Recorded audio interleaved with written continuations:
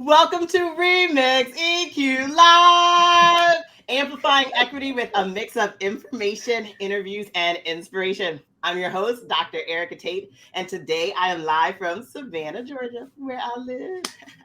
So, for those who are joining us today, please drop a greeting of choice in the comments. Hello, what's up? Hey, girl, hey. Let us know where you're joining from and the equity work that you do or aspire to do. And for those who are not connected to me yet on LinkedIn, please add your name to your comment so that if I share your comment or highlight some of the wonderful insights you are sharing with us, I can thank you with your full name and not your name that shows up as LinkedIn user. So while those comments are flowing in, I am so excited about today's show. It is our first interview show here on Remix EQ Live, and I have two guests with me who are near and dear to my heart, Dr. Kathy Anderson and Kathleen Maignan. And before I introduce these two amazing women to you, I wanted to share a little bit about how I know them for two reasons.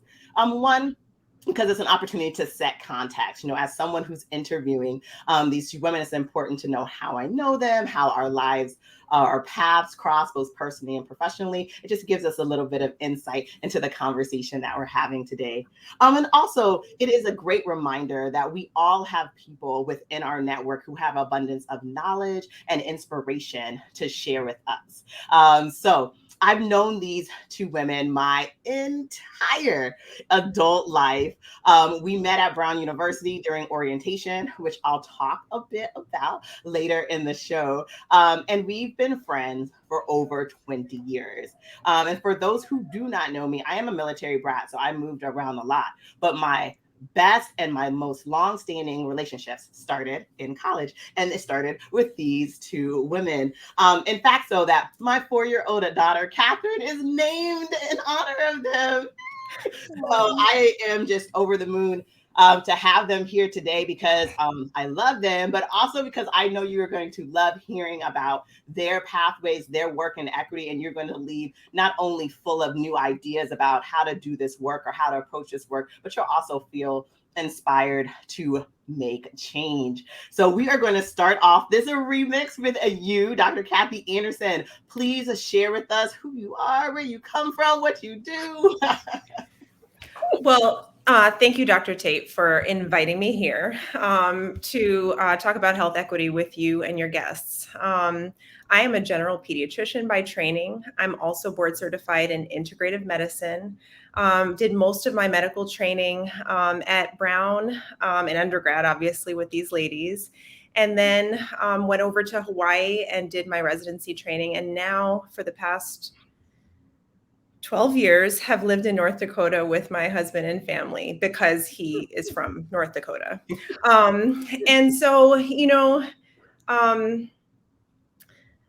I have to say that this topic is really near and dear to my heart because as someone coming up through college, medical school, through all of the training that I've gone through, one of the things that you take note of is the fact that you don't see as many people who look like you in these programs.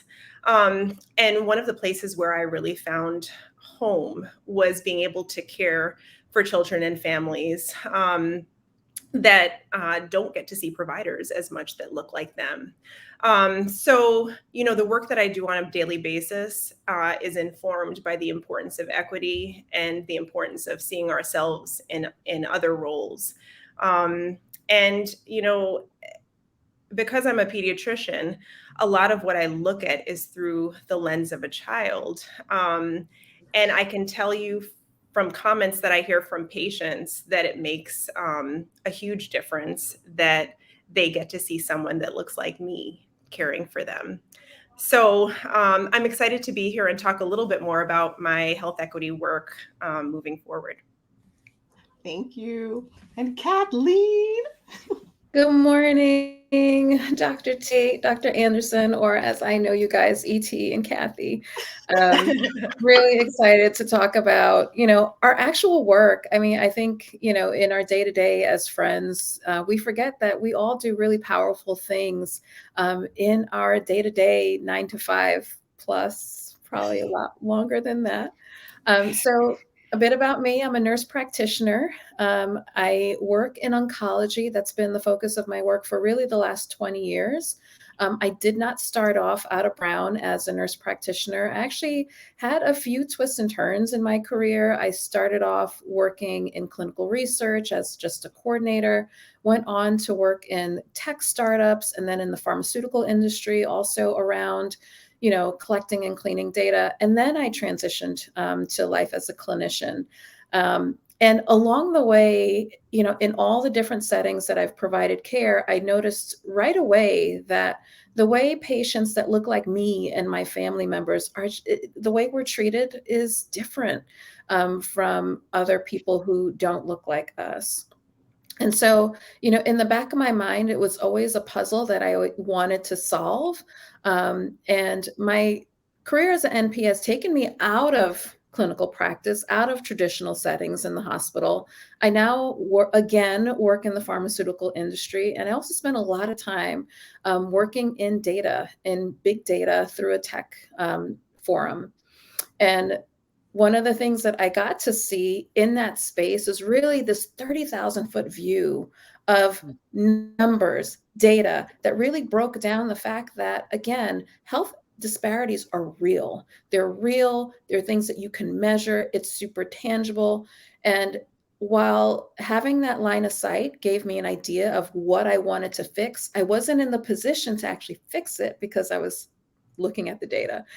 So now I'm back working in the pharmaceutical industry day-to-day basis to figure out, like, how can I take what I've learned in my data life and apply that to really advancing health equity in a number of spaces. I work with patient populations that are in the city. I work with really vast rural populations. I work with folks who, live in old manufacturing towns that have needs that really differ across the board. And so, I'm here to say that you can do different things as a clinician. You can learn new things as a clinician, and you can really take your personal experiences and bring that to the rest of the world in different spaces, which is what you've done in education, what Kathy's done in medicine, and what I hope to continue doing in nursing and beyond. Thank you so much. As you can see, this is going to be a wonderful show. I mean, knowledge is already dropping from these ladies, and I'm excited to hear more. We want to say good morning, Regine.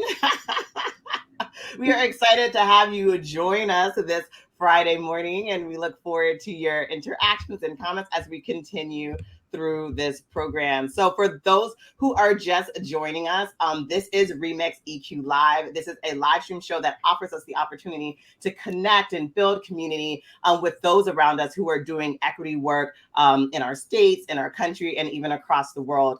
And one of the ways that we do this is we do it by centering the work. That is, our guests share examples about what they do in their roles and their positions, and it gives them an opportunity to illustrate to us how and in what ways they are advancing equity in their spaces. And so we have a chance to hear from Dr. Kathy Anderson about how she's doing it in her space as a physician, as a pediatrician. And then Kathleen, I'm talking about, as she already did, her space both clinically with data and now back to make more change in the spaces that she works. And so I'm going to start off with Dr. Kathy Anderson. I call everybody by their full name. We talked about this last show. It's just what happens. I can't help it.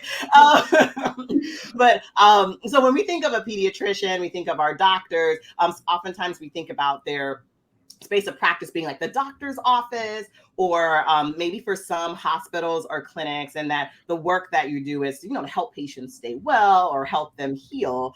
And so I'm curious, and I know that people watching are, as a pediatrician and an integrative medicine physician, what are examples of how you advance or move the needle toward equity with your patients, families, or communities? Thanks, Thanks, ET, for that question. So, there are various ways. Absolutely. I am in my clinic right now. I do see patients here. And I do work in a community where, like in many other places, we see differences in the care that is delivered and received by different groups. And so I work within the community to help educate around equity. I do specific outreach to surrounding tribal communities who do have, and this is something I didn't experience in growing up and I didn't experience in medical school, but they do have a different system for healthcare delivery in tribal communities. So they have the Indian health system. And so I definitely work both within my practice as well as within my community to outreach to communities of color within this area. But I work as well with the American Academy of Pediatrics, and I'm the regional champion for diversity, equity, and inclusion. And really what that means is organizationally, the American Academy of Pediatrics is the largest organization of pediatricians nationwide and worldwide. We have made it a priority, the need for diversifying our workforce, diversifying our leadership, and diversifying our future workforce to meet the needs of our future children and families. And we understand there is significant research to document the fact that care provided by cross-matched racially provider versus patient is differential. And that if we can remove that care, or if we can equip a workforce that better mirrors the population that we're serving, just by doing that, we can improve care.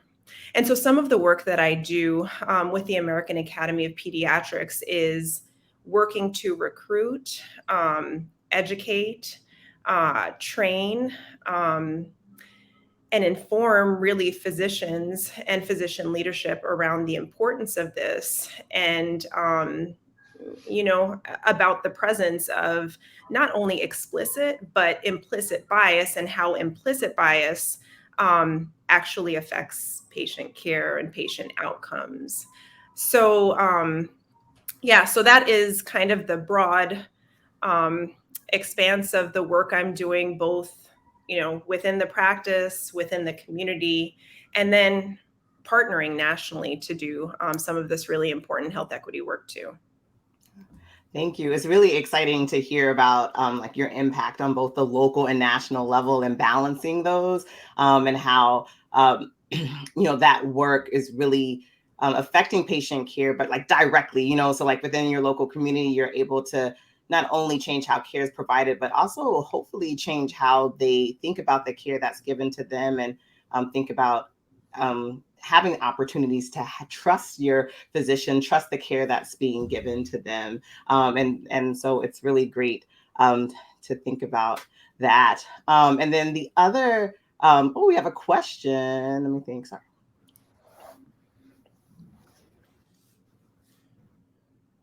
Okay. I think this actually might be a question you kind of referred to, if I think it's okay, and it's in line, and then we'll move on. Let me see, I'll put it up and then we'll see. But Dr. Dean Ehrlichs, hi Dean. He was just thinking about in the US, the African American infant mortality rate being the same as a third world country. And so I know these are statistics that many of us have been familiar with. But I just think about talking, like you said, about having that diversity of physicians. Could you just share how, why that would make an impact, not just on mortality, but just on just the health and wellness of young people? Absolutely. Well, I can speak to this question more directly and then kind of broaden it. African American infant mortality, it doesn't live just for that infant, or the statistic is not just related to the infant. If we look at maternal mortality, it's increased significantly as well. And that's really a systems issue, right? When we are encountering a patient, and when a woman is having a baby, in most cases, they're doing it in a large hospital system. And so the prenatal care access, the hospital-based care, the response to specific symptoms by hospital staff, and then the after delivery care are all things that would affect that infant's mortality and also affect maternal mortality. So there are various points at which care could be differential or is differential that affects infant mortality within this country. There are also things outside of medical care itself, more social issues and differences that affect our access to medical care and our ability to provide equitable care across different populations. When we look at some of the broader data on care and differences in care, a lot of that research has been done in the emergency room. And so we are looking at presentation of children or adults with very specific symptoms. A Black woman in her 40s comes in with chest pain. A white woman in her 40s comes in with chest pain. And really what the studies do is look across the board. If we have these mock patients that are coming into ERs that physicians are not aware of, how are patients with the exact same demographics, except for race, with the exact same symptoms treated differently? And there is strong data to show that they are treated differently. One of the places this has been looked at with regard to children is with regard to pain treatment. And you think, like, why would children need pain? There are definitely, diagnoses that would require pain. If we just look at like fractures, like femur fractures, and there are significant differentials in prescription of pain in the acute setting in the ER in children that are African American compared to children that are white. So we know that these differences exist. We know these differences are tied to an unknown implicit bias in providers. And we know that they decrease when we have more diverse providers providing the care. That was a great question. I hope I was able to answer it sufficiently. Oh, that was great. Thank you so much for sharing not just why you're doing this work to diversify the pipeline, but by diversifying the practitioners that are in this space, but with the impact that it has. And it really is impact on the wellness and the health of children. So we are going to move on. I want to hear a little bit from Kathleen, but I wanted to share something that we all experienced, kind of how we came to know each other. As I mentioned earlier, we all met at orientation at Brown University. And when we started at Brown, they had this program called the Third World Transition Program, or TWTP.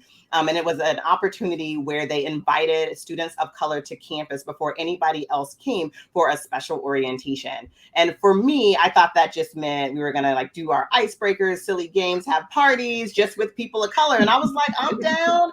Like I told y'all before, I went to Brown sight unseen. So this seemed like the perfect activity for me. And so I showed up like ready to play. I was in my yellow shirt. I had my yellow glasses on. I was doing cartwheels with Kathy Anderson. And so I just thought this was going to be fantastic. And then we were ushered into our space and we got to know each other. And very quickly, I found myself sitting in circles with peers that I was just getting to know. And we were having the most intense conversations of my 17-year-old life, where we were talking about constructs like such as racism and classism, sexism, heterosexism. And it was like, we talked about our experiences. We did activities where we walked in each other's shoes. We held space for the emotions that were there. And we, had conversations about what we expected when we were, mainstreamed in campus, and thinking about what are the assumptions that people have about who we are and how we got here. And it was, I obviously can't remember the details, but it was such an intense experience. And I bring it up as we transition to Kathleen for two reasons. One, just to remind us that this dialogue that we're having, I feel like we're coming back full circle, but this dialogue that we're having is really important in the equity work that we do, and even in our different spaces. And that it's not just this introductory piece for a facilitated workshop or a way to kind of show that you're interested, but it really is an intense and intentional process that's ongoing, and it continues throughout the work that we did.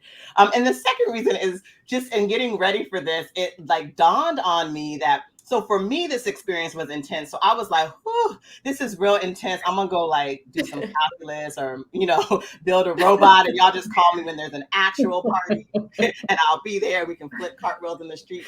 But Kathleen was like, I'm going to be a minority peer counselor, and I'm going to facilitate these intense conversations with the next class and support the year. And I was like, you go, girl. And I was telling Kathy the other day, I was like, Kathleen was like a DEI consultant at 18. But she, like this was been part of her work. And so she talked a bit about the data work that she does and how she's done it in different settings. So I'd love for you to share some, additional examples that help us get a better sense of the work that you do. But also, if you could highlight some of the dialogue that surrounds your work, like who's part of these conversations and to what end, we'd love to hear from you. Yeah. I mean, thank goodness we started off in that safe space. I mean, in college, we were allowed to have the room to have these conversations, to feel the feels and really do that with our peers, right? And there was no judgment around that. No one graded us on that. You could still go to class and then have these conversations with your other classmates and not feel bad about it, right? We could all sit in the cafeteria together and it wasn't a huge deal. Go into the workspace, it's very different. When I'll fast forward to my last position, I worked at a tech company called Flatiron, which is doing amazing things, looking at data for all oncology patients across the board, not just those enrolled in clinical trials. And when I first started there, again, this is like a company full of mostly engineers, mostly white males that went to Ivy League schools, that probably went to the same schools I did. They rule the roost. They actually pay your bills. And so when the idea of starting a D&I committee, an initiative for us in the company started, the interest, it was very clear who was interested and who wasn't. And you realize that, like, you're not only going to class, like you're here to work. There is a body of work that you have to tackle in your 8 to 10 to 12 hours a day. And then you add this additional labor that not everybody really wants to engage in, especially people who don't have what they think is, any advantage to being engaged in it. If I'm a white male working in a white male space, why do I have to care about this? Like, I don't have to care about feeling included or not included, because by default, I feel included. So when I first started working as the D&I committee person, or as one of the inaugural D&I committee members, I thought, this is so much work and nobody wants what I'm selling. Like, it felt like I was trying to sell broccoli in a candy store, and it was hurtful and it was frustrating. And I realized, you know what, I'm here as a researcher, a health researcher. And what I have access to is an incredible, incredible amount of data looking at patients all across the board. Again, we know clinical trials enrollment for patients of color, especially patients who are in rural areas, really underrepresented populations of all kinds, is extremely limited, extremely limited. So we're learning from such a small group of patients. Here, I had access to learn about so much more. I had seen the way my own family members were treated when they tried to access oncology care. And, to the point where I actually had a great uncle that I took as one of my own patients because, he wasn't really, being educated on his diagnosis. He didn't know what he had he signed a chemotherapy consent without even knowing that he had cancer, if you can believe it. So, luckily, his diagnosis was in the realm of things that we treated at the clinic that I worked in. And so I thought to myself, like, was his experience unique? And so I started doing research on it. I gathered my friends, all within, my statistician friends, my engineer friends, and we started really digging in and conducting in-house research looking at disparities of care in multiple myeloma, disparities in breast cancer. We ended up publishing a lot of this data. And at this point, it was a labor of love, but it was something that I felt that I could share with the world. If my own peers in my own company weren't interested, I knew that there were other people who were not only interested, but really needed this information. And so this was in 2017, 2018, when I started doing this work independently. And suddenly, June 2020, it became of interest to everyone, even corporate. And so, they came to me and they're like, oh, we really want to advertise this work. We want to publish your work. We want to help you. I was able to rally an entire working group just to focus on optimizing race and ethnicity data so that we can really conduct this work responsibly and really gain the insights, again, with clarity. And we actually were able to fund a position that, again, all they did was look at health equity and health disparities. But, it took a pandemic.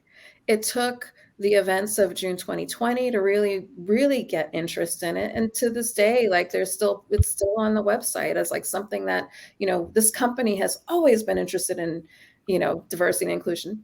Maybe, if I count myself as part of the company, then yes. But, from that top down focus, that I would say that that's been more of a recent thing. So the takeaway is that this is work that obviously we're very passionate about, but we need to bring rigor to it. We need to be the face of it, and we need to bring other people along. I mean, in my newest venture, my head of D&I for my group is a white male, a middle-aged white male. And you know why? Because it's part of the culture. It's part of the work. It's what he gets paid to do. It has become truly a passion of his own because of, the culture that we've set for the entire company. So that's huge. That wasn't always the case. So that's just a little tidbit of what I've done and what I would like to continue doing.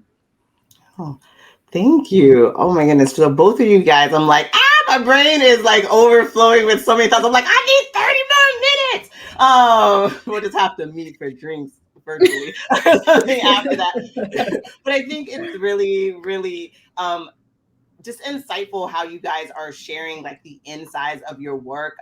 Because I think often when we think of our doctors, our nurses, our nurse practitioners, we think of these kind of one-on-one interactions, and they're obviously impacting our families, impacting the communities. But you guys are really making change on this very national level, like working in leadership with the American Academy of Pediatrics, looking at big data, right? And thinking about all the oncology patients and trying to make sense of that so that you can change the standard of care, that you can ensure that kids, their families have access to care so that they can really live these full lives. And you're doing it, like you said, Kathleen, with rigor, you're doing it with compassion. And I think I appreciate that. And I know that others who are watching do. And so as we close out the show, I wanted to turn to Dr. Anderson and just ask,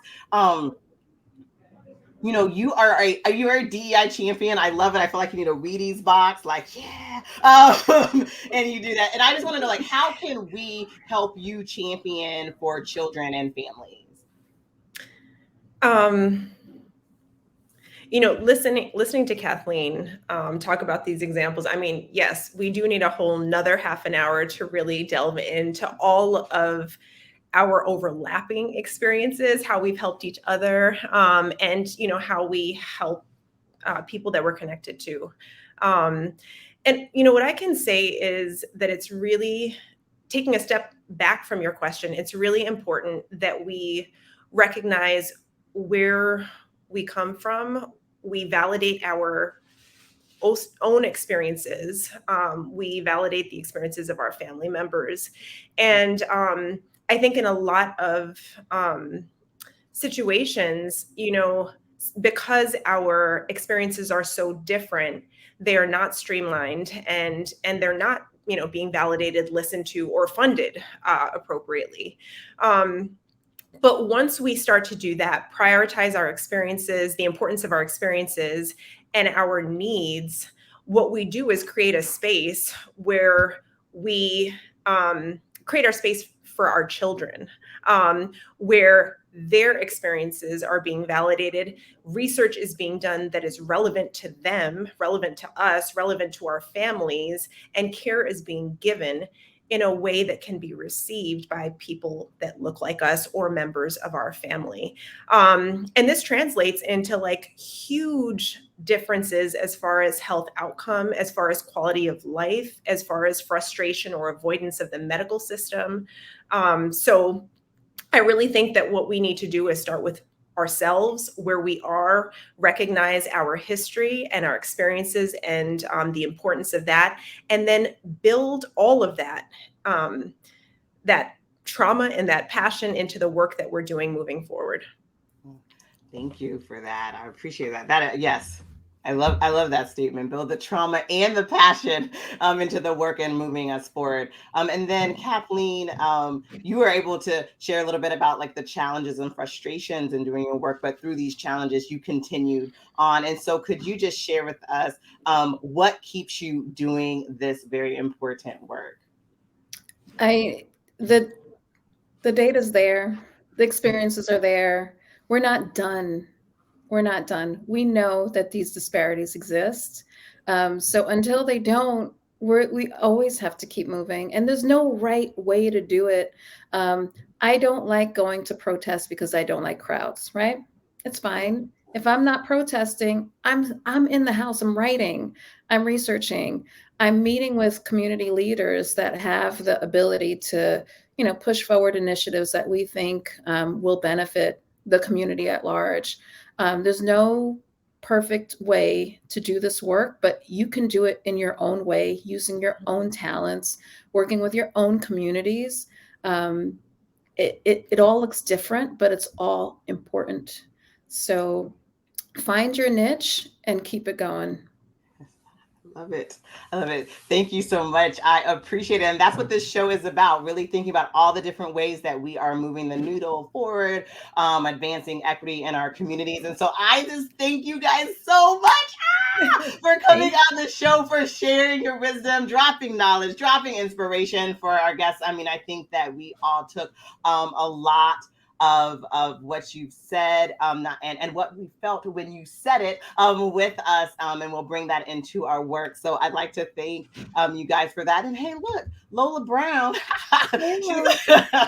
wonderful and important information. So like, hi Lola. But that's right. I really think that what was said was really informative, really inspirational. And I thank you guys. And if you would like to come back at any time to share more of what you do, that second part 2, please let me know. And I'd love to have you. So thank you, Dr. Kathy Anderson. Thank you, Kathleen Maignan. I appreciate it. I will be back on the 25th of February. That is the 4th Friday of the month for a solo show where we are going to think a bit about frames and considerations to help us process all the rich information that comes from interviews like this, so we can think about how to put to use the information, the knowledge, the tools that are sharing. So thank you for joining us. Thank you for your engagement, your comments, your questions, and your support. We appreciate you. I'm your host, Dr. Erica Tate, and thank you for tuning into Remix EQ Live. And I'll see you guys next time. Hi, everyone. Thanks for having us.